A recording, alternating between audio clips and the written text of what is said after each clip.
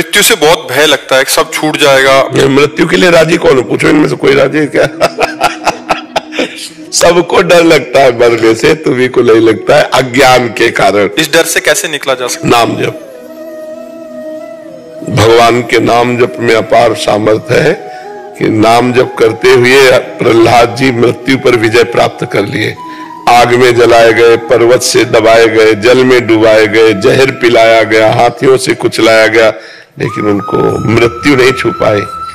नाम जप के प्रभाव से ध्रुव जी ने अटल पदवी प्राप्त की, मृत्यु ने नहीं छू पाए।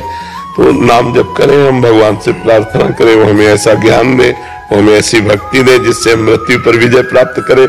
नहीं, कोई आनंदित थोड़ी मृत्यु के लिए कि आ जाओ मृत्यु, वाह, जैसे ब्याह में आनंदित होते ऐसे मृत्यु के लिए आनंदित हो, कोई आनंदित नहीं। मरने से सब जग डरा, मेरो मन आनंद, कब मरी हो कब भेटी हो पूरन परमानंद। तो अभी आपका मृत्यु सब छुड़ा देगी, और हमारा ज्ञान ने सब कुछ छुड़ा दिया, तो मृत्यु के लिए छुड़ाने को कुछ रह नहीं गया। तो इसलिए मृत्यु भयावह नहीं। मृत्यु भयावह क्यों लगती है? क्योंकि हमारा सब कुछ छूट जाएगा, हमारा शरीर छूट जाएगा, हमारा पति छूट जाएगा, इस बात का भय है। और ये पहले ही छूटा हुआ तुम्हारा था ही नहीं, माया के द्वारा ये अज्ञान केवल प्रकट हो गया कि मैं हूं। इसलिए भजन करो, तब अध्यात्म ही मृत्यु से बचा सकता है, दूसरा कोई नहीं। मौत तो महबूबा है, साथ लेकर जाएगी। वो भी साथ नहीं ले जाती, वो साथ थोड़ी जाती है, वो केवल शरीर छुड़ाती है, वो हमारे साथ नहीं जाएगी। मृत्यु साथ नहीं देती। मृत्यु का काम है केवल शरीर ट्रांसफर करना। शरीर छुड़वा दिया, इसके बाद जीव कर्मानुसार अपने स्वर्ग या नरक गया, वहां भोग भोगा, फिर नए शरीर को धारण किया। मृत्यु हर समय साथ नहीं रहती, उसका समय होता है। नहीं कहते समय आएगा तो अब मृत्यु आ जाएगी और आप मर जाओगे, नहीं, तो समय पे वो होती है। वो कोई अनेक नहीं है, वो एक है, वो परमात्मा स्वरूप मृत्यु है। और करोड़ों जीव की एक ही समय में मृत्यु हो रही है, करोड़ों जीवों की, जीव जंतु मनुष्य सब मिला एक ही समय। वो परमात्मा स्वरूप शक्तिशाली है, वो एक ही सेकंड में करोड़ों को जाना ना, करोड़ों रूप धारण करके करोड़ों को मार देगी। कहीं बुखार रूप, कहीं हार्ट अटैक रूप, कहीं कुछ रूप, कहीं कुछ रूप रख के सबको।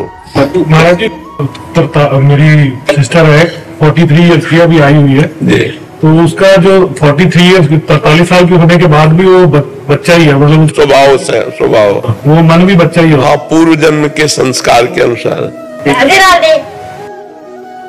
अच्छा, कितनी अवस्था है? 43 साल की है। अच्छा अच्छा। तो इसका मन जो स्थिति है वो भी बच्चों की तरह ही है, बच्चों की तरह व्यवहार करती है। मास्क हटाओ, आप मास्क हटाओ।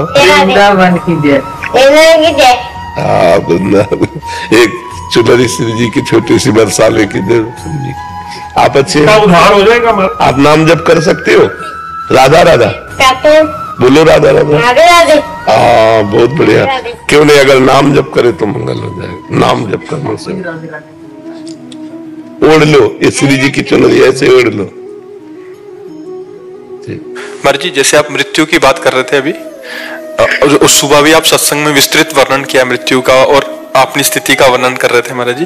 वैसे ही महाराज जी, जैसे कबीरदास जी महाराज जी के मरने से सब जग डरा, मेरो मन आनंद, तो महाराज जी ऐसे क्या सब और भी शास्त्रों में वर्णन करते हैं आप? तो सबका एक स्थिति में जाके महापुरुषों का चित्त का एक ही जैसी स्थिति हो जाती है, मृत्यु से भय खत्म हो जाता है।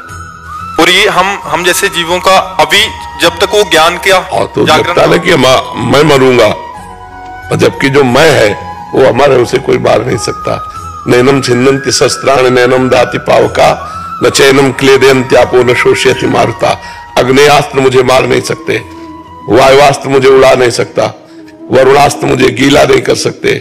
मैं अक्लेद्य हूं, अशेष हूं। मेरा स्वरूप जो है निर्विकार, अविनाशी, चिदानंद।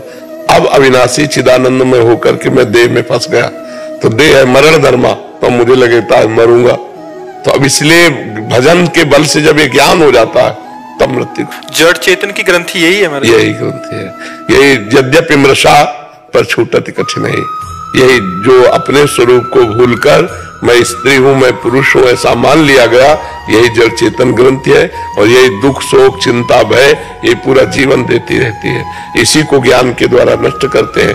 तो जब भगवान का भजन होता है, हृदय निर्मल होता है, तो वैसे भी ना भी ज्ञान हो तो भजन करने वाले को अंतिम समय ऐसे होता है जैसे हाथी के गले से माला टूट गई और उसे पता भी नहीं चला, जैसे स्वप्न में ऐसे शरीर छूट जाता है। नहीं तो बड़ी दुर्गति होती, जन्मत मरत दुषा दुख होए, बड़ी दुर्गति होती है। इसलिए खूब नाम जप करो, दूसरों का उपकार करो, कोई पाप कर्म न करो, तो भगवान की कृपा से मृत्यु का भय शांत हो जाएगा।